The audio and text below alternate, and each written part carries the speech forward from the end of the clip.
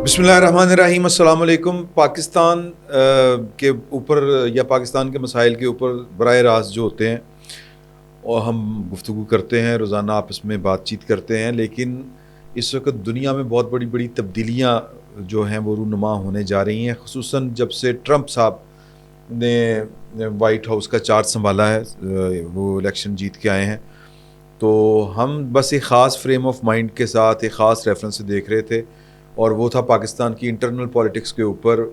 मोदी, माफ़ी चाहता हूँ कि चूँकि वो मोदी की मुलाकात होगी तो वही जहन में आ रही है बात, या यूँ कह लें कि जिस वजह से ये इंटरनेशनल इश्यूज़ के ऊपर आज बात करने की ज़रूरत महसूस हुई, वो मोदी का दौरा है, नरेंद्र मोदी का अमेरिका में, उसके ऊपर। और फिर जाहिर है कि ट्रंप के आने से इस वक्त पूरी दुनिया का नक्शा आपको तब्दील होता हुआ नज़र आ रहा है, नए इत्तेहाद बनते नज़र आ रहे हैं, पुराने इत्तेहाद ख़तरे में आपको नज़र आ रहे हैं। मशरिक़ वस्ता की जो सूरत हाल है उस पर पाकिस्तान का जो भी मौक़िफ़ हमेशा, बल्कि पाकिस्तान बनने से पहले से कायदे आज़म का जो था, फिर वो पाकिस्तान उसी लेगेसी को लेके आगे चला। हमारी ख़ारजा पॉलिसी का एक बड़ा मेजर फ़ीचर है जो इसराइल का फ़लस्तीन पर कब्ज़ा है। तो ये सारे मामलात जो दुनिया एक आप यूँ कह रहे हैं कि रीशेप होने जा रही है, उसके ऊपर बात करने के लिए मैंने कहा कि आज वक्त निकालें। खान साहब, तौसीफ़ अहमद खान साहब, thank you for having me here.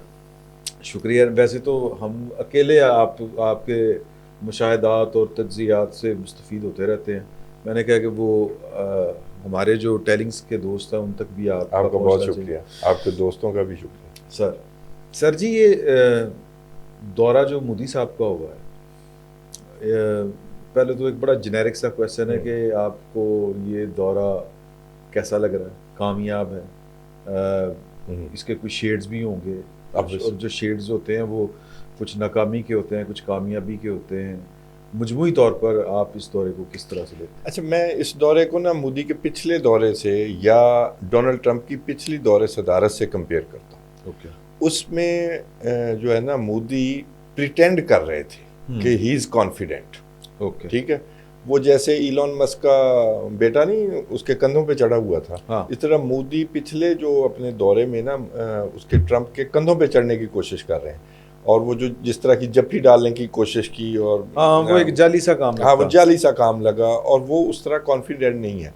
जो बॉडी लैंग्वेज पढ़ने वाले लोग हैं ना, वो उसको समझ जाते हैं कि वो कोई अच्छा नहीं था। लेकिन बहरहाल उस वक्त भी इंडिया तरक्की पर था। इंडिया का जो सबसे बड़ा मेरिट है ना, वो किसी को बुरा लगे या अच्छा लगे, वो जब से बना है उसका जो सबसे बड़ा मेरिट है वो है उसकी डेमोक्रेसी। ट्रू। जब वो रशिया के साथ था तब भी अमेरिकन की ये ख्वाहिश थी कि ये हमारे कैंप में, ठीक है। वो उस वक्त भी जो उसके बारे में लिखा जाता था, जो रिपोर्ट्स एनालिसिस जाते थे, उसमें रिपोर्ट में यही होता था कि भी डेमोक्रेसी दुनिया की सबसे बड़ी डेमोक्रेसी। दूसरा उसका मेरिट है दुनिया की सबसे बड़ी मंडी, समझ लें आप उसे जी, सबसे ज्यादा पॉपुलेशन है, और ओपन मार्केट है, और ओपन मार्केट है, उनके निज़ाम से मिलती जुलती मार्केट है। It's not China, it's not like Russia. तो उनके लिए हमेशा ये तकलीफ देता कि ये रशिया के साथ क्यों है। ठीक है, अब आते हैं इस दौरे पे। इस दौरे पर सच्ची बात यह है, बात सही करनी चाहिए, फैक्चुअल करनी चाहिए, चाहे कोई हमारा मुखालिफ है चाहे कोई हमारा दोस्त है। इस वक्त उनका कॉन्फिडेंस आप कंपेयर कर लें जो शाह अब्दुल्ला होके गए हैं उर्दन के, इंतहाई बुरा दौरा, इंतहाई अनकंफर्टेबल थे वो डोनाल्ड ट्रंप के साथ बैठे हुए, मुतालबात ही ऐसे थे जी। और इससे पहले इवन नेतन्याहू का दौरा, नेतन्याहू कुछ ख्वाहिशात लेकर आए थे, कुछ उनकी पूरी भी हो गई, इसके बावजूद वो जो कॉन्फिडेंस था ना एक बराबरी के होने का, वो उसमें भी मौजूद नहीं था। इस दफ़ा सरप्राइजिंगली मुझे जो मोदी की जो बॉडी लैंग्वेज है वो एक बराबर का मुल्क होने की, या आइंदा आने वाले दिनों में एक बराबर के पार्टनर के तौर पर वो नज़र आई, और इसमें कोई शक नहीं है। जिस तरह फिर डोनाल्ड ट्रंप ने उसकी तारीफ की, या जिस तरह उसने इंडिया को अपना दोस्त करार दिया, अब ये वही नरेंद्र मोदी है जो वजीर आला गुजरात के तौर पर, जिस पर अमेरिकी वीज़ा बैन था, अमेरिका में नहीं आ सकता था, आज वो उसका बेस्ट फ्रेंड है। ये उनकी तरक्की की वजह है, चाहे उसकी पीछे मनमोहन सिंह थे। तरक्की जो है वो जाहिर है कि वो है जुर्म ज़ैफ़ी की सजा मरगम मफाजात। तो तरक्की के पीछे आपको उनकी डेमोक्रेसी जो वजह है, रीज़न है, वो है पॉइंट ऑफ अट्रैक्शन जो है। अच्छा, वो एक किताब भी इस दफ़ा उन्होंने कोई दी है, वो जर्नी टू ट्रैवल, क्या है वो वाली किताब? मेरा ख्याल आवर जर्नी टू टुगेदर।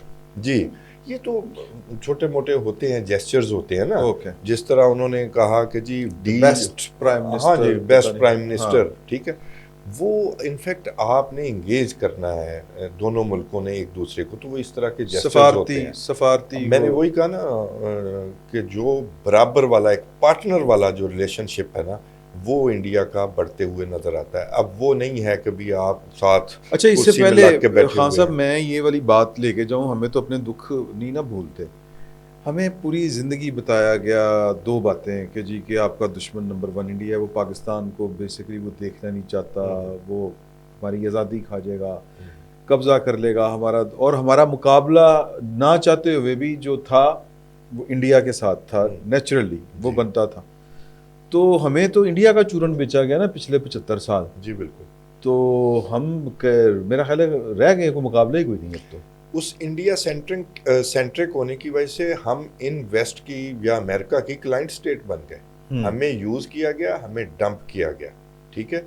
हमें ठीक है, दुनिया की मुखालफतें होती हैं, मुख्तलिफ मुल्कों के साथ झगड़े होते हैं, अभी भी चल रहे हैं झगड़े दुनिया में, लेकिन इसके बावजूद हमें इंडिया सेंट्रिक होके अपनी तरक्की जो है वो इमदाद से बांध देनी कि हमें इमदाद मिलती रहेगी और हम चलते रहेंगे, वो नज़रिया गलत साबित हुआ है। और मुस्तकिल दुश्मन, मुस्तकिल दोस्त कोई नहीं होता जी, स्पेशली ये जो हमसाया मुल्क है, चाहे मोदी जैसा हुक्मरान हो, हमें बेहतर ताल्लुकात की तरफ जाना चाहिए था, जितने भी हासिल कर सकते हैं। नहीं, देखें ना आप पाकिस्तान के 75 साल देखें, उसमें हमने अमेरिका के लिए अफ़गानिस्तान वाली जंग में हम कूदे, अफ़गानिस्तान के साथ हमारे ताल्लुकात जो अब आपके सामने हैं वो किस तरह के हैं।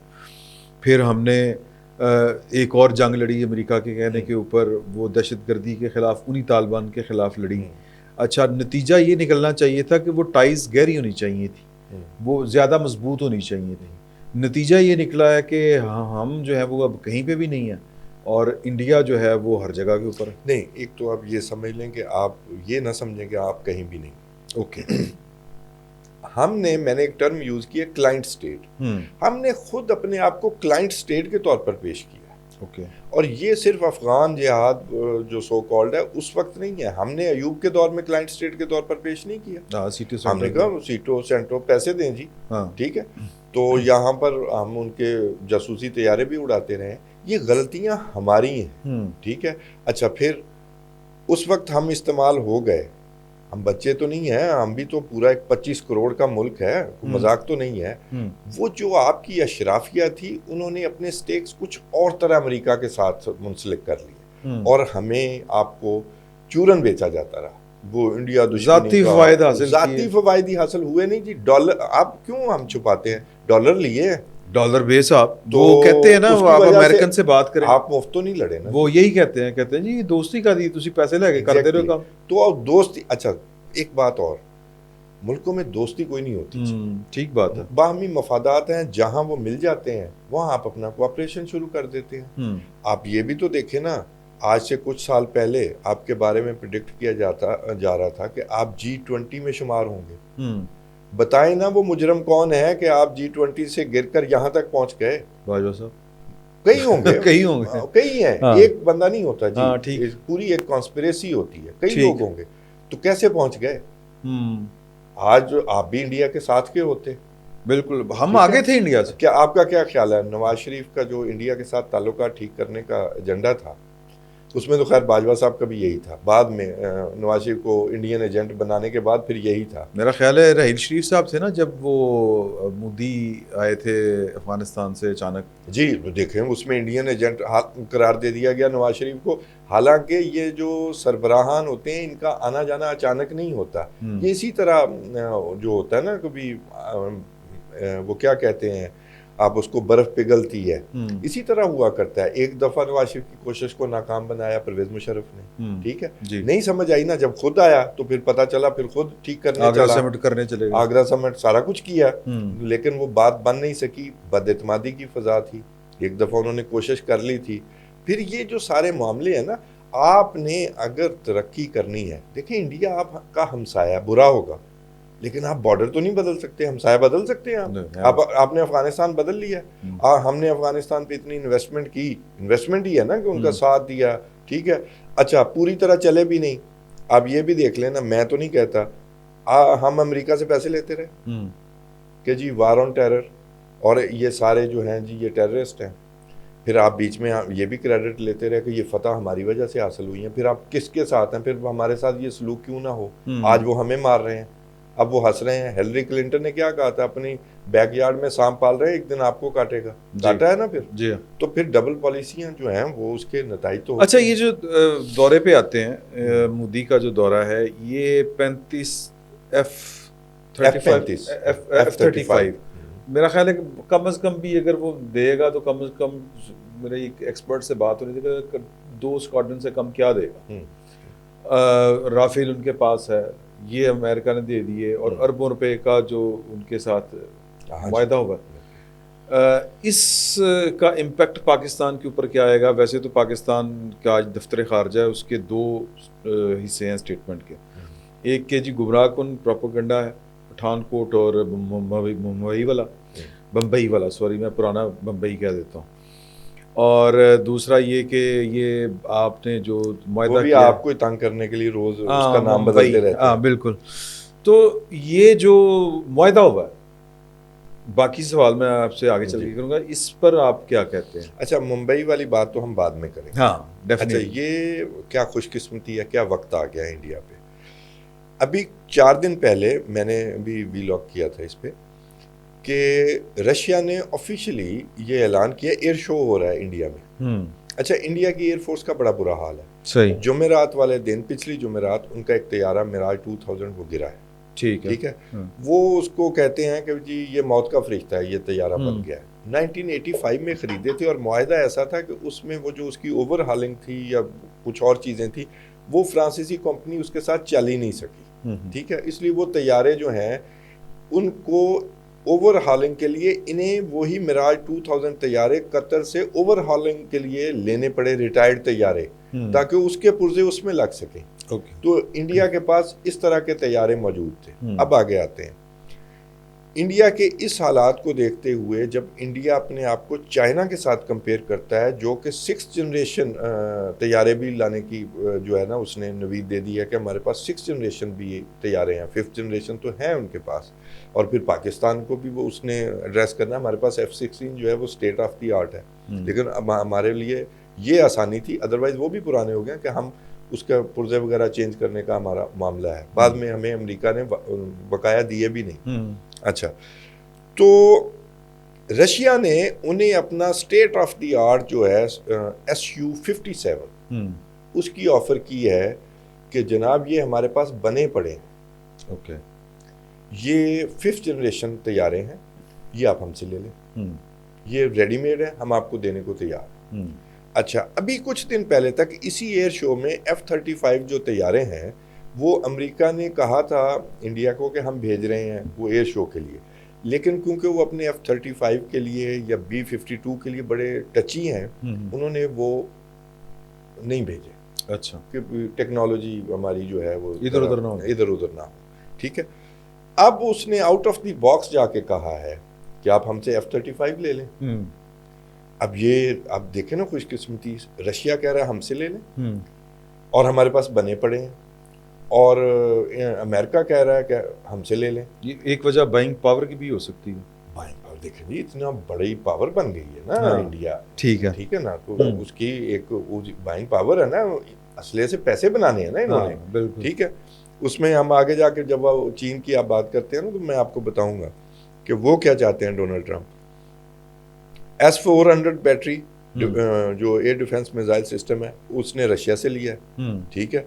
तो मेरा ख्याल है, अगर मुझसे पूछा जाए तो SU-54 जो है इंडिया के लिए ज़्यादा बेहतर है कि वो बने बनाए मिल जाएंगे। फिर इंडिया को गिला है कि अमेरिकन गवर्नमेंट जो वादा करती है कि हम फ़लाँ तारीख को डिलीवर करेंगे ये चीज़ें, तो वो बड़ा मुश्किल हो जाता है उनको उस वक्त तक चीज़ें देना। और अब F-35 अगर वो तैयार करने लगें तो इंडिया का जो एक है ना 49 का स्क्वाड्रन, उसके बारे में असेस किया जाता है कि बेसिकली इतनी एयरफोर्स कमज़ोर हो गई है कि वो 31 पे है। ओके, ठीक है, वो जो उनके पॉइंट्स बनते हैं ना वो 31 पे है। तो इंडिया को अपनी एयरफोर्स के हवाले से बहुत ज़रूरत है, और आज की दुनिया एयरफोर्स की है जी हाँ। और अगर वो रीजनल पावर है तो उसने नेवल में भी अपने आप को स्ट्रेंथन करना है। तो इस वजह से हो सकता है F-35 में भी उपलाइज करे। अब अमेरिकी सदर ने खुद मुंह पे कहा है तो उस सदर को तो नहीं ना आप रिफ्यूज़ कर सकते। तो हो सकता है वो SU-57 भी ले ले और F-35 भी ले ले, इतना आसान नहीं होगा। हाँ। तो दोनों ही रख ले, लेकिन बहरहाल इंडिया के पास ये पावर है कि दोनों लड्डू हाथ में रखे। अब देखते हैं आगे चल के क्या होता है, लेकिन अच्छा, ये SU-57 की ऑफर को फेल करने का ये उन्होंने ओके, यानी ये टसलबाजी बेसिकली रशिया वाली है। एग्जैक्टली, और बिजनेस है जी, अपने अपने ब्लॉक में रखने की एक हाँ कोशिश जी, है। इट्स ऑल अच्छा, ये रशिया को आउट करके इसको रखना साथ, तो फिर रशिया तो चला जाएगा, चाइना के साथ ऑलरेडी है। नहीं, इसको आप उस और तरह तरह से से लें, अच्छा। और तरह से लें। रशिया जो है ना वो उसका चाइना का और रशिया का एक अलायंस है। पहले रशिया लीड कर रहा था एज सेकंड सुपर पावर, आज चाइना लीड कर रहा है, उसके साथ एक और सुपर पावर अटैच है, वो रशिया है। वो सुपर पावर के तौर पर अपने आप को दोबारा असर्ट कर चुके हैं। ठीक है, इंडिया से काम क्या लेना है, इंडिया को अपनी साइड पे रख, चाइना सेंट्रिक पॉलिसी। नहीं, मैं आपको इससे भी बड़ी बात बताने लगा हूँ आपके नाजरीन के लिए। India, Russia, China, south Africa, अब मैं कोई मुल्क, ये इन्होंने ब्रिक्स बनाया। और आपको पता है ना, डोनाल्ड ट्रंप का बयान आया कि हमारे मुकाबले में करेंसी लाने की कोशिश की गई तो तबाह को नताइज होंगे। तो वहाँ ब्रिक्स में वीटो पावर किसके पास है? इंडिया के पास। मैं बहुत अरसे से कह रहा हूँ कि इंडिया का ब्रिक्स में इंटरेस्ट ख़त्म हो रहा है। ओके, अमेरिकन प्रेशर की वजह से। अमेरिका नहीं चाहता कि ब्रिक्स के ज़रिए कोई न्यू करेंसी अमेरिकी डॉलर के मुकाबले में आए। ब्रिक्स नहीं कहा था ना जी, ठीक है जी। तो तीसरी पावर के तौर पर इसे साथ रखा था। इंडिया को यूज़ किया जाएगा कि ब्रिक्स को वो फारिग कर दे, ब्रिक्स को नाकाम कर दे। और ये अमेरिकन मोल है इंडिया ब्रिक्स के अंदर, जिसमें एक तो वीटो पावर है, पाकिस्तान को मेंबर नहीं बनने दे रहा, चाइना और रशिया का हालांकि प्रेशर है, ईरान भी उसका मेंबर बन गया है और ममालिक बन गया, इवन सऊदी अरब बन गया है। ठीक है, लेकिन अब वो ब्रिक्स को अगर तबाह करना है, जो उसके मुकाबले में एक ब्लॉक खड़ा हो रहा है, एक करेंसी आने जा रही है। ब्रिक्स उसी सूरत में ही कामयाब होगा जब डॉलर के मुकाबले में करेंसी होगी। उसने अपना एजेंडा बताया था ना कि हम करेंसी अपनी लाएंगे, डॉलर को रिप्लेस करेंगे। तो उसने कितना सख्त बयान दिया। आधा अमेरिका तो इसी बात पे चलता है जी, डॉलर की वजह, डॉलर की वाले को। हाँ जी, तो उसने कहा हम तबाह कर देंगे सारा कुछ। तो तबाह इसी तरह ही होगा। India is a mole. India 2-3 साल से ब्रिक्स में कोई खास इंटरेस्टेड नहीं है। अच्छा, ये जो प्रेस कॉन्फ्रेंस थी उसमें वो कोई जिक्र हुआ तहवर राना? हाँ जी, ये क्या सीन? तहवर राना एक, हमने अक्सर अखबारों में मैंने पढ़ा होगा, तहवर राना एक साबका कहा जाता है, अब मैं उसको जो गूगल पे मौजूद है, वो एक साबका पाकिस्तानी है। उन्होंने इमिग्रेशन ली और कहा जाता है कि वो यहाँ पर डॉक्टर रहे हैं, कोई मेडिकल ऑफिसर आर्मी में। और वो कोई रिटायरमेंट ले ली और उसके बाद उन्होंने कनाडा में जाके शहरियत ले ली। तो मुंबई अटैक के हवाले से, जो मैंने कहा ना कि बाद में हम बात करते हैं, उस हवाले से वो उनको इंडाइटमेंट का वहाँ पर सामना है मुकदमात का अमेरिका में। ठीक है, मुंबई अटैक के हवाले से उन्हें शायद कोई सज़ा भी हुई और इंडिया का मुतालबा रहा है कि ये हमारे हवाले किया जाए ये शख्स। ठीक है, अच्छा, वो उसमें क्या इल्ज़ाम किया है उन पर कि ये जो एक शख्स था ना, डेविड हेडले जी, जिसका बेसिकली नाम था दाऊद गिलानी। ठीक है, तो वो उसका बिल्कुल चेहरा मोरा, आंखें जो है ना वो वेस्टर्न लोगों की तरह थी। वो दूसरी स्टेट में गया और उसने ना जी अपना नाम डेविड हेडले कर लिया, यानी दाऊद से डेविड हो गया और आगे हेडले कर लिया। ठीक है। अच्छा, वो जो इन्वेस्टिगेशंस हैं जो मैंने मीडिया पे या जो भी पढ़ लिख के जो मैंने देखा है कि वो शख्स जी मुबैना तौर पर इंडिया जाता रहा और वहाँ जो है ना वो जासूसी करता रहा, उन जगहों की तस्वीरें लेता रहा और वो तस्वीरें जो है जी ये कहा जाता है कि जी लश्कर तैयबा के लोगों को भेजी जाती रही। ठीक है। और उसको फैसिलिटेट जो किया है वो तहव्वुर राना ने किया। ठीक। अच्छा, मेरे ज़हन में आज भी जो क्वेश्चन है, अगर तो ये बात है तो डेविड हेडले जो अमेरिकन शहरी हो, उसे क्या इंडिया का रास्ता नहीं आता था? वो हाथ पकड़ के छोड़ के आता था। या तो बात कुछ और करें तो फिर बात है, सिर्फ हेल्प करना ये तो कोई बात समझ नहीं आती। तहव्वुर राना पर अब मैं इसका जिक्र नहीं करना चाहता, कुछ पुराने गुस्से भी हैं। अच्छा। अमेरिका को भी हैं। अच्छा, उन्हें कुछ सज़ा वगैरह भी हुई। अब जो अमेरिका की इन्वेस्टिगेशन है, रिपोर्टर वाली मेरी वो जरा फड़क उठी, आप रहने देना। अच्छा चलो ठीक है। देखें जी, मुझे अपने मुल्क से ज्यादा तो कोई अजीज नहीं है। ठीक है, ठीक, सच्ची बात है। मैं अपने मुल्क के लिए मतलब ये कभी अगर झूठ नहीं बोल सकता तो मैं पहुंच गया। ठीक है, ठीक। अच्छा, तो अब ये जो डेविड हेडले है, मैं कहता हूँ लश्कर तैयबा पर भी इल्जाम हो, हमने तो सजाएं भी दी हैं, ठीक हो गया, लेकिन ये जो लेकर वो इलियास कश्मीरी जो अलकायदा का बंदा होता था, पहला पाकिस्तानी था जो अलकायदा की शूरा का रुकन बना था, वो एक दहशतगर्द था। ये तो यहाँ आया, जो उनकी इन्वेस्टिगेशन है अमेरिका की, जो उसका बयान है जो मैंने खुद सुना हुआ है, जो उसका एक बड़ा डिटेल्ड बयान है, वो वहाँ जाकर इलियास कश्मीरी को मिलता रहा, जिसको ड्रोन के जरिए या हमारे पता नहीं ऑपरेशन में मारा गया, ठीक है। तो उसके ज़रिए ये उनके साथ ये मंसूबा जो है वो डिस्कस करता रहा और उसको फिर ये कहा जाता है, जो उनकी इन्वेस्टिगेशन है, कि इसको फैला लिया गया, टारगेट्स बढ़ा लिए गए। ठीक। उसमें टारगेट्स में अलकायदा ने ये कहा कि अगर ये हमला हो जाए और इतने टारगेट्स पर हो जाए तो ये जो हम पर प्रेशर है पाकिस्तान का अमेरिका के साथ मिलकर अफगानिस्तान में अलकायदा पर या बाकी जो टेररिज्म हो रहा है, ये तवज्जो यहाँ से हट जाएगी और पाकिस्तान और इंडिया की जंग हो जाएगी और ये सारी दुनिया की तवज्जो दूसरी तरफ चले जाएगी। तो पाकिस्तान और इंडिया की जंग कराने की कोशिश थी अलकायदा की।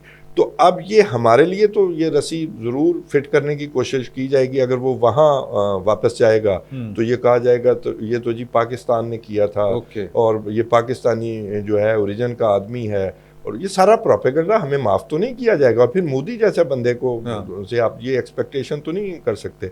वो डोनाल्ड ट्रंप ने ऐलान किया है कि जी ये हम इन्हें हवाले कर रहे हैं, खतरनाक चीज़ है, हमें और तरह से बांधने की कोशिश हो रही है, ठीक, हमें क्लब करने की कोशिश हो रही है। जो वेस्ट एशिया के हवाले से हमारी जो मूवमेंट है या हमें एज थ्रेट लिया जा रहा है, वो हमें ये इस तरह की चीज़ों में रेडिकल इस्लामाइजेशन के हवाले से, रेडिकल इस्लाम के हवाले से हमें बांधने की कोशिश होगी। लेकिन याद रखिए इसमें भी एक ड्रामा है। अच्छा, 21 जनवरी 2025 को अमेरिकी अदालत ये करार देती है कि इस शख्स को इंडिया के हवाले किया जाए।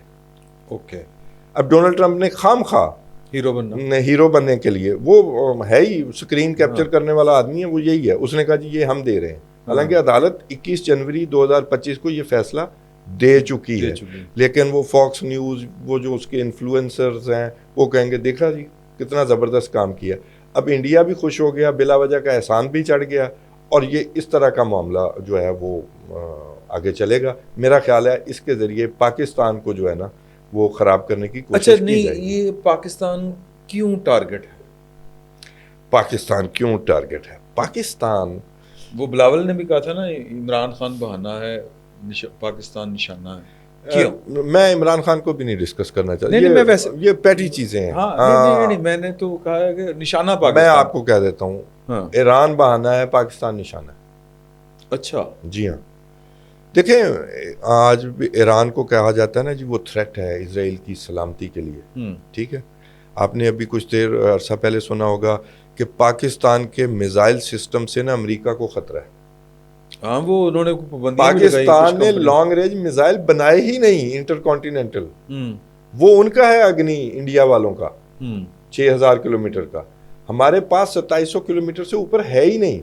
और वो भी इसीलिए हमें शायद उसकी भी ज़रूरत ना पड़ती, लेकिन ज़ाहिर है अगर हमारे इंडिया के साथ मुखालफत है, इंडिया के साथ मुकाबला है, तो इंडिया इतना बड़ा है, वो जनरल खालिद कुतवाई का बयान ऑन रिकॉर्ड है कि हमने ये मिसाइल इसलिए बनाए हैं कि ये जो इन्होंने दूर जाकर साउथ इंडिया में अपने सेंटर्स बनाए हैं, वहाँ से ये अपना मिसाइल सिस्टम चला रहे हैं, तो हम ये मैसेज देना चाहते हैं कि आप भी कहीं भी सेफ नहीं है, हम आपको हिट कर सकते हैं। सही, ठीक है। तो लेकिन वो आपको इजराइल के हवाले से, मिडल ईस्ट के हवाले से आपको डरा कर रखना है। एटॉमिक पावर आप हैं जी, ईरान नहीं है, टर्की नहीं है। हार्ड पावर जरूर है, रियल हार्ड पावर आप हैं। ओके, सबसे बड़ी फौज आपके पास है, ठीक है, सबसे वेल ट्रेन्ड फौज आपके पास है, और आप एटॉमिक पावर हैं। चाहे जिस तरह भी हो गए, आप हो गए। इसका मतलब यह है कि इंडिया हो, अमेरिका हो, और अमेरिका के जितने इत्तेहादी हैं वो हों, वो मतलब पाकिस्तान पर अकेला नहीं, पाकिस्तान कैसे अकेला है? चीन क्या कर रहा है? आप चीन को इतना लाइट समझते हैं? खुद पाकिस्तान इतना लाइट है। अगर पाकिस्तान किसी को घेरा पड़ रहा है, सर घेरा तो पड़ेगा, ठीक है। हमारे डीमेरिट्स भी है ना, उस वजह से हमारा घेरा आसान हो जाता है। पहली बात तो ये, हमारा जो माजी में माइंडसेट रहा कि हम क्लाइंट स्टेट के तौर पर काम करते हैं, भिख मंगे, पैसे दो जी, ठीक है, काम करेंगे। तो आपको लग रहा है कि ये स्टेटस चेंज हो गया? आप स्टेटस आपका IMF के बगैर आप चल सकते? नहीं, IMF तो आप अच्छा, ये जो मेरा इख्तलाफ है ना IMF के हवाले से, IMF is not a villain in fact. हाँ, आप जाते हैं जी उसके पास। नहीं, वो उसके विलन का किरदार नहीं, हमारे किरदार की बात हो। आपने कहा था ना क्लाइंट्स, जहां आपके मुल्क को छोड़ा गया वहां बताएं IMF, सऊदी अरब और चाइना आपकी इमदाद को ना आते तो आपका अंजाम क्या होना था? हम बड़े गैरतमंद तो बनते हैं, अगर कहीं से खड़े तो होना ना। आपने फ्रॉम स्क्रैच स्टार्ट लेना है। नहीं, ये इशू नहीं है। इशू ये है कि जो वो क्लाइंट स्टेट वाली जो आपने बात की, वो जो पॉलिसी मेकर हैं पाकिस्तान के, उनकी सोच बदली है कि नहीं बदली? मुझे लग रहा है कि बदली है। अच्छा। पहले भी बदली थी, नवाज शरीफ बतौर वजीर आजम, फिर उसके आगे रुकावटें पैदा की गई, ठीक है। उसी गरीब को इंडियन एजेंट करार दिया गया। ये तो फिर जो हमारे पॉलिसी साज हैं, जो रियासती मनसबदार हैं, ये उनकी जो मतलबन मिजाजी है, मसला तो फिर उसका है। जी बिल्कुल है। वो आपको लगता है कि फ़र्क पड़ा है उसका? मुझे लग रहा है, मुझे लग रहा है अगर नहीं फ़र्क पड़ा तो फिर ये जो बड़े बड़े लोग हैं, ये पाकिस्तान की वजह से बड़े कहलाते हैं, ठीक है। उनके स्टेक्स जो है अमेरिका में है, उनके बच्चे इंग्लैंड में है, वो अलहदा बात है। वो उनकी जो इज्जत है फिर पाकिस्तान की वजह से, अगर पाकिस्तान ख़तरे में है तो फिर वो भी सबसे पहले वो ख़तरे में है, मैं और आप बाद में आएंगे। अच्छा, ये अकल कम अज़ कम उन्हें इतनी ज़रूर होनी चाहिए, अल्लाह करे हो। मामला ये है कि ट्रंप के आने के बाद आपको दुनिया में जो तब्दीली, वो जिस तरह अपने तहादियों को बुली कर रहा है, जो उसने अपने बिल्कुल वो क्या उसको कहते हैं, कनाडा जो है, जो उसके साथ वो कर रहा है, और कनाडा क्या जो रिस्पांस है वो कर रहा है, तो जो एक इंटरनेशनली जो अमेरिका का किरदार था कि वो चौधरी था, सुपर पावर है और सबको साथ लेके चलता था, खर्च करता था, सारा कुछ करता था, वो अब दोस्तियां उसकी ख़त्म हो गई। अगर दोस्तियां उसकी ख़त्म होती हैं यूरोप के साथ, वेस्ट के साथ, इवन कनाडा के साथ, तो अमेरिका का नया किरदार क्या होगा, मतलब उसकी शक्ल क्या होगी? मुझे समझ नहीं आ रही। ये शख्स जो है, देखें, ये सेंचुरी दोबारा से 100 साल बाद जो है ना, दोबारा वही चीज़ें रिपीट हो रही हैं। आई हैव नो डाउट कि जैसे मैंने आपको बताया कि वो तहव्वुर राना के हवालगी जो है वो अदालत ने की है, लेकिन ड्रामा डोनाल्ड ट्रंप ने किया है। ये निस्बतन अहमक लोगों की, पॉपुलिस्ट लोगों की सदी दोबारा से आ गई। 100 साल बाद रिपीट हो रहा है, हिस्ट्री रिपीट हो रही है। ठीक है। सस्ते सौदे बेचने, वो गल्फ ऑफ मैक्सिको नहीं कहा जाएगा, गल्फ ऑफ अमेरिका कहा जाएगा, भी इससे क्या फ़र्क पड़ता है, ठीक है। पैनामा कैनाल जी, वो जी आप वो पहले आप सुने ना, वो कितने पैसे देते तो शर्म आएगी। आपने चौधरी भी बनना है और डेरा भी नहीं चलाना, ठीक है, तो आपकी चौधर भी कोई नहीं मानेगा। और चौधरी जो है ना, अपने विंग्स के साथ होता है, साथ अलाइज होते हैं, गांव के लोग साथ होते हैं, तभी चौधरी होता है। अकेला घर बैठा कोई चौधरी नहीं होता, ठीक है। कनाडा को चैलेंज है, आप 51st स्टेट ही बन जाए, वो नारा बनाया। कनाडा ने जो जवाब दिया है, मुझे ये लगता है कि कनाडा कल को यूरोपीय यूनियन का हिस्सा हो सकता है। वो अपने नेचुरल अलायंस तोड़ रहा है अमेरिका। अगर ये शख्स 4 साल भी रह गया, जिसका मुझे इम्कान कम लगता है, तो ये जितना नुकसान कर जाएगा अमेरिका का, उसकी वापसी को जितना अरसा लगेगा, वो मेरी समझ से बाहर है। देखें, वेस्ट इतना भी गिरा हुआ नहीं है कि बिल्कुल इस पर रिलायंस है अमेरिका पे। मैक्रोन ने कहा ना कि हमें अपना असला, हम अरबों डॉलर देते हैं इसे असले की मद में, अमेरिका से असला खरीदते हैं, हम ये अपना खुद बना सकते हैं, तो हमें सेल्फ रिलायंट होना चाहिए। ये एक नुकसान आएगा। ठीक है। अच्छा, टैरिफ्स जी, हम आप पर टैरिफ लगाएंगे। ओ भाई, जब आप लगाएंगे तो अमेरिका की एक कंज्यूमर सोसाइटी है, जब वो लगाएंगे, आपको लगाएंगे, तो आपकी पब्लिक को भी जो चीज़ें हैं वो महंगी मिलेंगी, अफरात-ए-ज़र बढ़ेगा। फिर अफरात-ए-ज़र कम करने का तरीका क्या कहता है? सऊदी अरब को कहता है $90 उसे चाहिए आज के साल में फी बैरल रेट, अपने मंसूबे सऊदी अरब को पूरे करने के लिए। उसे कहता है तुम कट करो, $45 फी बैरल पे लाओ, यानी कि घाटा सऊदी अरब खाए और अफरात-ए-ज़र मेरा कम हो। ठीक है। तो ये एक बेवकूफ़ाना पॉलिसीज़ हैं। अपनी पब्लिक में वो अनपॉपुलर हो जाएगा जब इसको अमली शक्ल देगा। तो कनाडा के पास तो LNG भी है, तेल भी है, वो कहते हैं हम तो, लेकिन फौज नहीं। हाँ, फौज नहीं है, लेकिन कनाडा ऐसा भी कुछ नहीं है कि कनाडा फतह कर लिया जाएगा। ओके। देखें, एक पावर तो है ना, एक आप माशी पावर तो उसे समझे ना। ठीक है। आज़ाद कौम, उन्होंने जिस तरह रिजॉल्व दिया अपना, उन्होंने सब्जी तक नहीं खरीदी अगले दिन अमेरिका से आने वाली। ठीक है। अमेरिकी तो डिवाइडेड है।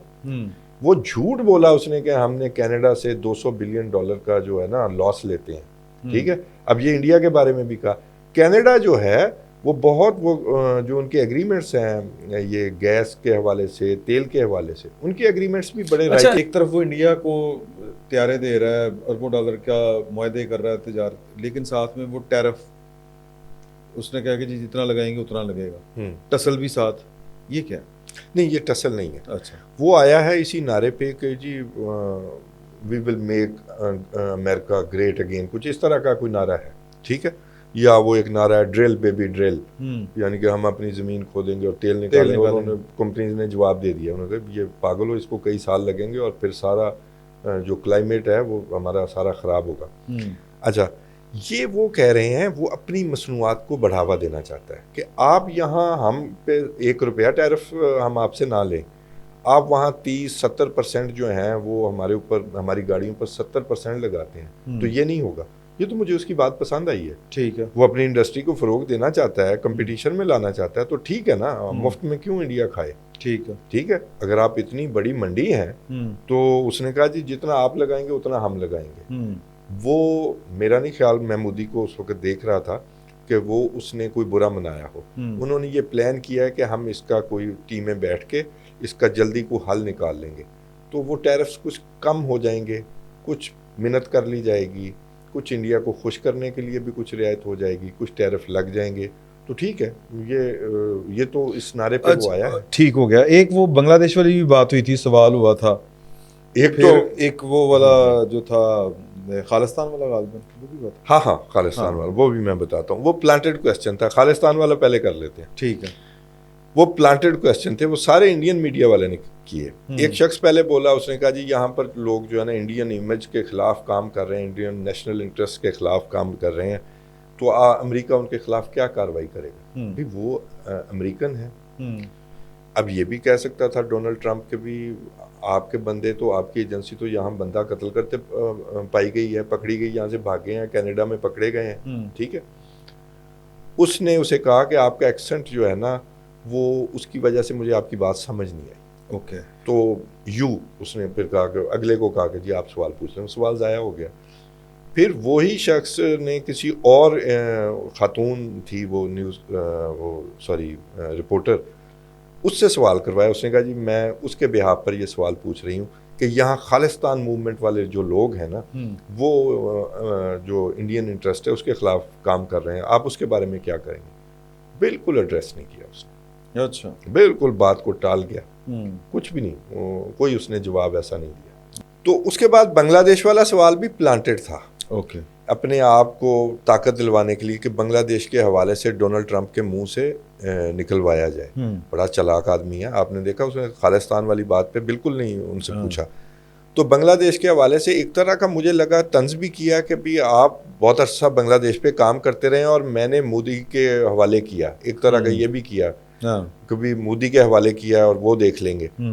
अब बांग्लादेश में एक तरह की इंडिया को बहुत बड़ी शिकस्त हुई है, उसमें चाइना की भी स्टेक्स हैं बांग्लादेश में, उसने बड़ी इन्वेस्टमेंट की है, ठीक है। इतनी डीप पॉकेट्स इंडिया के पास नहीं है जितनी इस वक्त चाइना के पास है। चाइना के पास बहुत पैसा है, वो ज़्यादा इन्वेस्ट जो है चाइना ने किया है।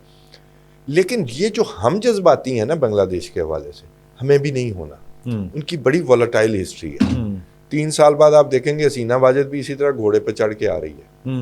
हम ऐसी बातों की सपोर्ट नहीं कर सकते, नहीं करनी चाहिए कि जी वो जी उसका शेख मुजीब का घर गिरा दिया, आग लगा दी हसीना वाजिद के घर को। हमें जज्बाती नहीं होना चाहिए कि ये हसीना वाजिद है, ये खालदा जिया है। ये हसीना वाजिद भी 15 साल पहले इसी तरह ही आई थी, ठीक है, बिल्कुल। अब ये जो जमात इस्लामी साथ मिली है और वो जो खालदा जिया है और वो उसके पहले जमात इस्लामी, आपको ये भी बता दूं हसीना वाजिद के भी साथ थी। तो उस वजह से जी हम शेख मुजीब को अपना बाबा नहीं मानते और वो यही है ना सारा ऐसे ही ये वक्ती बातें हैं। आप नहीं मानते तो किसको शेख मुजीब की जगह देंगे? हाँ, सब झूठ है। और 3 साल बाद ये बोर हो जाते हैं, फिर ऐसे ही आते हैं सारे। ठीक, तो हमें इसे पर्सन स्पेसिफिक रिजीम की तरफ, जैसे हमने अफगानिस्तान में गलती की है ना, हमें नहीं करनी चाहिए। इंडिया ने भी अपने हाथ जलाए हैं जी, इंडिया को भी अकल आ जानी चाहिए वैसे जी। तो मेरा ख्याल है कभी अच्छा एक और बात जो रेडिकल इस्लाम की मोदी के साथ खड़े होकर बात कर, हाँ ये और इस सारे में पाकिस्तान की बचत के इम्कानात क्या हैं, पाकिस्तान को क्या करना चाहिए, या मतलब वैसे हमारे साड़ी की नमन नहीं लेकिन फिर भी अपना नहीं करना चाहिए। हाँ। देखिए रेडिकल इस्लाम मोदी को साथ खड़ा करके उन्होंने बयान ये दिया है कि हम और भारत मिलकर रेडिकल इस्लाम के खिलाफ लड़ेंगे। अच्छा अब आपको मुनाफकत बताऊं, पहले मोदी की कर लेते हैं। कहाँ से घूम के तालिबान के खिलाफ साथ ताल्लुकात बनाने गए जी हाँ, जो हमारे यहाँ दहशतगर्दी करवा, हम कहीं अब रेडिकल इस्लाम को जो है ना पुश नहीं कर रहे। हाँ ठीक है, हमें वो ये मुंबई अटैक करने की कोशिश करेंगे, यार ये हमारा कसूर है ना। हमने मैरियट होटल वाला जो इंडिया ने अटैक करवाया था, हमने दुनिया में नहीं बेच सके ना जी, वरना ये एजेंसीज एक दूसरे को जवाब दिया ही करती हैं। हाँ, ठीक है, मैरियट होटल हम पे भी अटैक हुआ था, ओके ठीक है, 20 लोग यहाँ पर कत्ल किए गए हैं रॉ के जरिए, और वो नेटवर्क पकड़ा भी गया, कनाडा में भी पकड़ा गया। हम नहीं बेच सकते तो हमारा कसूर है ना। सही। अब मुनाफकत देखें, उसी रेडिकल इस्लाम को पानी देने इंडिया वहाँ पहुँचा हुआ है, उसके जरिए बलूचिस्तान में BLA की भी ट्रेनिंग हो रही है। पहली बात, इस रेडिकल इस्लाम के जरिए अमेरिका ने रशिया के खिलाफ जंग की। इस रेडिकल इस्लाम जो नाम देते हैं वो देते हैं, उसी के हवाले अफगानिस्तान करके गए। तीसरा फरीक भी साथ नहीं बैठाया, जो असल फरीक थे, बकाया वारलॉर्ड्स थे अफगान के जी, अफगानिस्तान के, इन्हीं के हवाले करके गए। तालिबान मॉडल जो, हाँ, उसी के जरिए अलकायदा के जरिए लीबिया पर कब्जा किया, उसी के जरिए शाम में इराक में बगावत कराई, पहला जो बशार अल असद के खिलाफ अमेरिका ने मदद की ना जी। उसी अलकायदा ISS की मदद किसने की है? आज उसी अलकायदा ISS की मदद किसने की है शाम में, कि शाम में बशार अल असद का तख्ता उल्टा गया। तो ये मुनाफकत है। सबसे बड़ा वाली वारस इस जो दहशतगर्दी का आप कह लें, हाँ, जो सो कॉल्ड रेडिकल, ये हमें भी टैग करने की कोशिश है ना, हमें बचने की जरूरत है। सही। ये जब रेडिकल इस्लाम का नाम लेते हैं तो जब आप मारने जाते हैं तो उसमें आम मुसलमान और रेडिकल का फर्क करते हैं। आप आपने शाम में किया है, आपने इराक में किया है, आपने अफगानिस्तान में किया, आपने इवन गजा में किया है। आपने गजा में तो औरतें और बच्चे नहीं छोड़े। तो अलकायदा से तो सारे काम उसने लिए हैं, अमेरिका ने। सही। अच्छा, ये गजा की आपने बात कर दी, तो गजा पे जो इसराइल और जो अमेरिका है, जो प्लान है उनका, और अरब ममालिक हैं, पाकिस्तान है, ये कहाँ पे खड़े होंगे? क्या होगा क्या? देखिए, पाकिस्तान को अभी हम ज़रा साइड पे कर लेते हैं, मैं आखिर में लेके आता हूँ। ओके। यही जो मोदी की मुलाकात है, इससे पहले शाह अब्दुल्ला की मुलाकात है, वो इनके रहमो करम पर ये बादशाह आते हैं और ये रिजीम होते हैं। इन मुसलमान मुल्कों ने भी अपने हालात नहीं ना बदले, कब्जे किए हुए हैं ना, ठीक है। वो जनरल सीसी है तो वो भी अमेरिका के रहमो करम पर है। इसराइल के सदके दुनिया का दूसरा बड़ा इमदाद लेने वाला मुल्क है अमेरिका से, वो मिस्र है, उसके बाद जॉर्डन है। सही, इसराइल को महफूज रखने के लिए। अच्छा, अरब ममालिक ने इसके बावजूद कुछ भी उनकी कमज़ोरियाँ हों, ये मिस्र ने ही ये इत्तेहाद कमज़ोर किया था। जब मिस्र की और इसराइल की जंग हुई थी ना, तो सऊदी अरब, कुवैत ने भी स्टैंड लिया था और पहली दफ़ा तेल को हथियार के तौर पर इस्तेमाल किया था। फिर इन सब को डिच करते हुए मिस्र ने अमेरिका के कहने पर इसराइल के साथ समझौता कर लिया था। फिर बहुत सारा अरसा इन ममालिक ने मिस्र का बाइकाट भी किया रखा और फिर बाद में हालात कुछ ठीक हुए। अब जो अरब ममालिक का इजलास हो रहा है उसमें मिस्र से गारंटी मांगेंगे कि भाई साहब पहले की तरह भागेंगे तो नहीं। ठीक है, ये जो आइडिया है ना कि गजा में अमरीकी आ जाएंगे, कब्जा हो जाएगा, सबसे पहला कंपोनेंट है फ़लस्तीनी। उन्होंने रेजिलियंस दिया है कि हमें कोई दुनिया की ताकत बाहर नहीं निकाल सकती, चाहे अमरीकी हो। ये एक फजूल फिल्मी आइडिया है। आप देखें कि ये आइडिया भी जलील होगा और अगर इस पर कोई कोशिश होगी इसराइल के जरिए भी तो तब भी जलील होंगे। अब मैं अगली बात आपके साथ आपके प्रोग्राम के तवज्जुह से मैं खबर भी शेयर कर दूँ। डोनाल्ड ट्रंप ने इसका भी क्रेडिट लिया कि ये सीज फायर मैंने करवाया है। उसने बयान भी दिया था। जनाब, इजरायली फोर्सेस ने, इजरायली आर्मी ने हाथ खड़े कर दिए थे। जो ग्रेट लॉस उनको आखिरी महीने में स्पेशली आया है कि इससे अब कुछ नहीं निकलने वाला, हमारा नुकसान ज़्यादा हो गया है, हमें फटीग ज़्यादा आ रही है। अब तो ये भी रिपोर्ट्स आ गई हैं कि ये जो इजराइल के ने जो अपना डेथ लॉस बताया है या जो ज़ख्मी बताए हैं अपनी फ़ौज के, वो उससे 10 गुना ज़्यादा है। अच्छा, ठीक है, ये तो अब रिपोर्ट सामने आ गई है कि इजरायली फोर्सेस ने कहा था कि इनफ इज़ इनफ, अब हम मजीद नहीं लड़ सकते। तो फिर डोनाल्ड ट्रंप का सहारा ले लिया और फिर डोनाल्ड ट्रंप अब उस पर खेल रहा है। वो जी सारे इकट्ठे ना छोड़े तो फिर जी हम मार देंगे सारों को। वो हमास वालों ने 3 ही कहा है कि 3 ही छोड़ेंगे। तो गजा के ऊपर जो वो गजा खाली करा लेना है फजूल बात। अरब ममालिक देखें, आज सुने, नहीं हो सकता। मैं आपको अगली बात जो बता दूं, सऊदी अरब इस वक्त सबसे अहम मुल्क है। $600 बिलियन का उन्होंने कमिट किया कि जी हम इन्वेस्टमेंट करेंगे, लेकिन 90 से $45 फी बैरल पर तेल लाने पर उन्होंने शटअप कॉल दे दी सऊदी अरब ने। अच्छा, उसके बाद जनाब इस पर गजा पे उन्होंने कहा जी सॉरी। तमाम अरब ममालिक के वज़राए ख़ारजा ने जवाब दे दिया। हालांकि ये सब उनके रहमो करम पर भी हैं, ये सारे रिजीम्स हैं जी हाँ। लेकिन रिजीम किस तरह अमेरिका की खुशामद कर सकते हैं, कितनी कीमत पर, एट व्हाट कॉस्ट? अगर ये करके इन रिजीम्स की हुकूमतें ही ना कायम रहें तो फिर वो अमेरिका की खुशामद क्यों करेंगे? और इस वक्त सऊदीया का, सऊदी रॉयल फैमिली का और ट्रंप का जो ताल्लुक है, ये elephant in the Oval office है। सऊदीया बहुत अहम है। और याद रखें, ये अब्राहम अकॉर्ड का कहते हैं ना, वो अब्राहम अकॉर्ड जी, वो मैंने बड़ा काम किया था। क्या काम किया था जी आपने? वो जो अब्राहम अकॉर्ड को जंग रोक सका नहीं, और वो जो जिन ममालिक के साथ किया था वो इफेक्टिव थे इतने कि भी वो किसी काम को रोक सकते। वो कल भी वो उसका कोई ज़्यादा असर नहीं होगा। सही, ठीक है। सऊदी अरब को ये चाहिए होता है, ये और तकरीबन सब अरब ममालिक को, कि जब भी हम इजराइल के हवाले से उनको बड़ी जान निकली हुई है ना, कभी हम ताल्लुकात बना लें, पाकिस्तान के बगैर ये काम नहीं हो सकता। वो किस तरह? Sir, hard power. ये कोई इजराइल को तस्लीम करने वाला फैसला सरकार साढ़े पल्ले नहीं, ये हमें लगता है जी, ये हमें लगता है। अच्छा, कुछ कर लें, चाहे ना दिल चाहता हो, Pakistan, Turkey, Iran is on other side ना, वो ब्लॉक दूसरा बनता है, ये अहम तरीन ममालिक है। पाकिस्तान को सन 95-94 से प्रेशर है कि इजराइल को तस्लीम करें। मोहतरमा पर भी वो कहते हैं जी ये जनाब आपकी इमदाद बन जाए, फिर अपने खर्चे पूरे अल्लाह करेगा, साल 2 साल में हम ठीक हो जाएंगे। भाई आप क्या हैं जिसकी वजह से आपको इमदाद देते हैं? अगर आप बहुत गैर अहम हैं, आपको क्यों इमदाद देते हैं फिर? अगर आप गैर अहम हैं तो आपको इमदाद नहीं मिलनी चाहिए, पैसे नहीं मिलने चाहिए, आपके अकाउंट में नहीं रखने चाहिए, IMF का बेल आउट पैकेज नहीं आना चाहिए। कुछ तो है ना जिसकी पर्दादारी है। थोड़ी बात आप में ना लाल टोपी नजर आनी शुरू हो गई। नॉट लाल टोपी। अच्छा, हाँ, ना बिल्कुल भी नहीं, बिल्कुल भी नहीं। ओके, ये फैक्चुअल है। ठीक है। आप एक एटॉमिक पावर है, आप 25 करोड़ का मुल्क हैं, मुसलमानों की अक्सरियत है। आप को ये भी पता होना चाहिए कि सऊदी सिक्योरिटी के हवाले से भी थोड़े से हार्ड क्वेश्चन कर लूँ आप? जी सर, बात ये है कि धेले की आपकी आमदन नहीं है, इकॉनमी का हाल ये है कि IMF से कोई किस्त रुक जाए तो आपकी सांस फूल जाती है। बिल्कुल। और सऊदी अरब अगर हाथ खींच लो दम घुट जाता है। सऊदी अरब में वो आप ही ने कहा कि वो उनके रहमो करम के ऊपर है, बिल्कुल है। अरबों में तो वही है ना सबसे हाँ, आगे। तो इधर जब हम IMF से बात करते थे तो सऊदी अरब को कहते थे, वो कहते पहले IMF की मोहर लगवा लाएं फिर करते हैं बात। तो इन हालात में अगर वो डटी जाए, ये जो जिस टाइप का ट्रम्प है, अगर वो डटी जाए कि नहीं यार ये तस्लीम करेंगे सऊदी अरब भी और पाकिस्तान भी, तो ठीक, नहीं तो फिर जाएं फारग।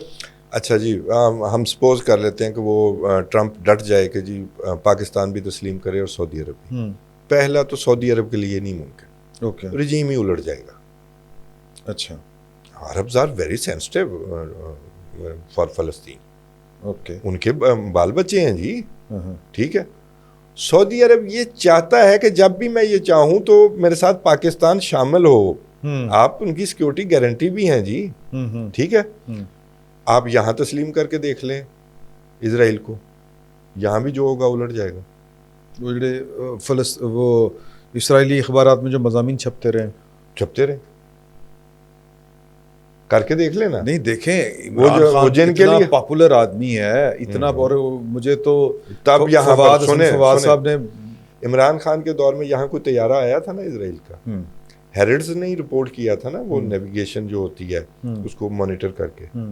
हेरिड्स इजरायली अखबार है, ओके, हाँ। फिर कर लेते तस्लीम। हर डिक्टेटर ने इजराइल के ऊपर काम करने की कोशिश की कि इजराइल के साथ ताल्लुकात बनाए जाएं, स्पेशली परवेज मुशर्रफ के दौर में कर लेते। भाई ये पब्लिक के सेंटीमेंट के बहुत करीब है। मैं वही कह रहा हूँ, पब्लिक को रोटी मिलना बंद हो, अगर आप फलस्तीन पर समझौता करते हैं तो फिर आप कश्मीर सर, आपका पेट्रोल आपका बंद हो जाए, आपकी तनख्वाहें देने के पैसे ना आपके पास हों, ये तो वो रखते हैं ना जैसा इंडिया। इकॉनमी आपकी है कोई नहीं। इलीट की, शाह साहब, हमारी इलीट की स्टेक्स हैं बहुत ज्यादा। अदरवाइज ये ईरान किससे ज्यादा तेल खरीद रहा है? सॉरी, चाइना, ईरान से सारी पाबंदियां लगी हुई है ना। तो चाबहार इंडिया ने किसके साथ मिलकर बनाई? चलें, आपकी बात, डोनाल्ड ट्रंप ने चाबहार के साथ कोई बात की है चाबहार के मौजू पर? नहीं। कि आप ईरान के साथ मिलकर चाबहार बंदरगाह बना रहे हैं। भाई आप तगड़े हो, मैं तो कहता हूँ आपकी एक धेले की भी इमदाद बंद हो जानी चाहिए। तो सर पहले तगड़े तो हो जाइए ना। नहीं, इमदाद से नहीं तकड़े होंगे, वो हमने 75 साल करके देख ली है। ओके, लेकिन हमारी वो पिंडी, हमने इस्लामाबाद जाना है, हमारा मुंह इस्लामाबाद की तरफ है या नहीं? सवाल तो ये है। मैंने जो कहा है, मुझे लगता है कि हमारा मुंह शायद दोबारा से इस्लामाबाद की तरफ करने की कोशिश की जा रही है। चलें, अल्लाह ताला बेहतर करे। आखिरी बात मैं आपसे, ये जो चाइना सेंट्रिक पॉलिसी है कि चाइना एक थ्रेट है अमेरिका के लिए और चाइना को कर्टेल चाइना, ये कितनी कामयाब हो सकती है? चाइना का रास्ता रोका जा सकता है? सी पैक वाला मामला पाकिस्तान का, ये सारी... अच्छा, ये आपने बड़ा ही ज़बरदस्त सवाल किया, बल्कि शायद हम मिस कर जाते तो बड़ा मुझे फील होता। ये फिर प्लांटेड सवाल हुआ वहाँ पर इंडियन मीडिया की तरफ से डोनाल्ड ट्रंप से कि चाइना के हवाले से अगर आप इंडिया को उसके मुकाबले में लाना चाहते हैं तो उस हवाले से क्या पॉलिसी होगी, इस तरह का सवाल था। उसने कहा नहीं, शी जिनपिंग जो है वो बड़े ग्रेट आदमी है, मेरा उनसे बड़ा अच्छा ताल्लुक है, हम चाइना के साथ किसी जंग में किसी चीज़ में नहीं जा रहे, हम तो न्यूक्लियर वारफेयर के हवाले से भी कह रहे हैं कि चाइना, रशिया और मिलकर अमेरिका, चाइना 5 साल बाद हमारे जितने ही एटमी हथियार बना लेगा। तो मैं उसे कहता हूँ कि हम $950 बिलियन इस पर खर्च करते हैं, चाइना 450 करता है, $100 बिलियन रशिया करता है, तो ये मिलकर इसको ख़त्म करें तो ये पैसे बचाएं, अपने लोगों पर खर्च करें। तो वो जो डोनाल्ड ट्रंप की पॉलिसी है, चाइना को कोई मुंह में नहीं डाल सकता। चाइना को कर्टेल करने की कोशिश ज़रूर होगी। यूक्रेन पे सरेंडर करा दिया है उन्होंने, सत्यानाश कर दिया उसका, ज़ेलेंस्की का। नहीं तो वो तो फिर ये भी बात साबित हो नहीं गई कि ट्रंप के पीछे रशिया? नहीं, ट्रंप का तो मैं तो बड़े अरसे से कहता हूँ कि ये इसका तो इंट्रोडक्शन ही रशियन एजेंट, इधर हमारे हिंदू इंडियन एजेंट होते। रशिया के इन्फ्लुएंस में इसने ये वहाँ जाके ब्यूटी कॉन्टेस्ट करवाया, ट्रंप टावर बनाया वहाँ पर। हिलरी क्लिंटन के साथ जब इसका मुकाबला था तो तब रशियन हैकर्स ने डेमोक्रेटिक पार्टी की ईमेल्स और हिलरी क्लिंटन की ईमेल्स हैक करके वो जो है ना मीडिया के सामने ले आया था। उस वजह से हिलरी क्लिंटन जो है वो हार गई थी इलेक्शन। ये भी इसका एक लेगेसी है। तो वो अच्छा, ये दुनिया इस वक्त डोनाल्ड ट्रंप की वजह से, डोनाल्ड ट्रंप है क्या, वो पावरफुल पर्सनैलिटीज, पावरफुल मुल्क को पसंद करता है। मोदी पावरफुल पर्सनैलिटी, पावरफुल मुल्क के तौर पर गया, बराबर का होके मिला। वो भाई वो पुतिन को अपना समझे रोल मॉडल समझता है। शी जिनपिंग को, ये दुनिया की दो मजबूत तरीन पर्सनैलिटीज हैं, शी जिनपिंग और पुतिन। हाँ। ठीक है, तो उसने कहा अभी मुज़ाकरात शुरू ही नहीं हुए यूक्रेन के साथ, वो तालिबान वाला मॉडल होगा, यूक्रेन बैठा ही नहीं होगा, सऊदी अरब में मुलाकात हो रही होगी डोनाल्ड ट्रंप की और पुतिन की, असल फरीक बीच में भी नहीं होगा, और उसको फ़ोन पे कह दिया कि ये नेटो का रुकन भी नहीं बनेगा। अच्छा, इस सारे मामले में पाकिस्तान, हमारा तो इंटरेस्ट पाकिस्तान के साथ है जी। पाकिस्तान बचता फलता फूलता नज़र आ रहा है कि मुश्किल हालात। पाकिस्तान फलता फूलता बिल्कुल हमारे अमाल से फले फूलेगा, ठीक है। और पाकिस्तान को ये तो कहने की बात है ना कि मैं चीन तो वो तो बराबर के मुल्क हैं और बात है, लेकिन चीन का आखिर रास्ता किस तरह तो रोकना है ना, क्योंकि हमने सोल सुपर पावर रहना है। उसकी वजह से पाकिस्तान के पास प्रॉब्लम्स आएंगे। और पाकिस्तान को ये जो केस है ये तहव्वुर राना वाला, और फिर इसकी जो इन्वेस्टिगेशंस दुनिया में लीक की जाएंगी, और वो रेडिकल इस्लाम के तौर पर भी रगड़ा, अब हमारे ऊपर वैसे वो रगड़ा बनना नहीं है, लेकिन ये जो चीज़ें हैं पाकिस्तान को चाइना के हवाले से हमें तकलीफ़ देने की कोशिश की जाएगी। मुझे ये लगता है कि हम दोनों तरफ अच्छा खेल रहे हैं। और आप दुआ करें कि हमारा वज़ीर आज़म या हमारा सदर ना मिलने जाए डोनाल्ड ट्रंप से। ऐसे सोए शेर को जगाने की ज़रूरत कोई नहीं है। हाँ। और ना ही वो शाह अब्दुल्ला की तरह नुकरे लग के बैठे रहने का फ़ायदा कोई नहीं है, ठीक है। वो जिनसे मिल रहा है, हम अपने काम पर तवज्जो दें, ठीक है। सी पैक देखें जी, हम आज़ाद मुल्क हैं, कोई रोकने वाले 100 आ जाएं, अंदर से अगर गद्दार ना पैदा हों जो अशराफिया के अंदर, तो 100 रोकने वाले आ जाएं, कोई नहीं हमें मुंह में डालने वाला, आप करने वाले तो बने। चले हाँ साहब, आपकी बातें बड़ी हौसला अफजा हैं, वरना तो जो हालात हैं उससे तो लग रहा है कि हमारा तो रगड़ा निकलने वाला है। नहीं कुछ नहीं होता, हम 25 करोड़ का मुल्क है, दुनिया में बहुत सारी चीज़ें अलायंस बदलने जा रहे हैं, हम भी किसी अलायंस के साथ होंगे इंशाल्लाह। बहुत शुक्रिया आपका, बड़ा अच्छा रहा। थैंक यू वेरी मच, बहुत मज़ा आया गुफ्तगू।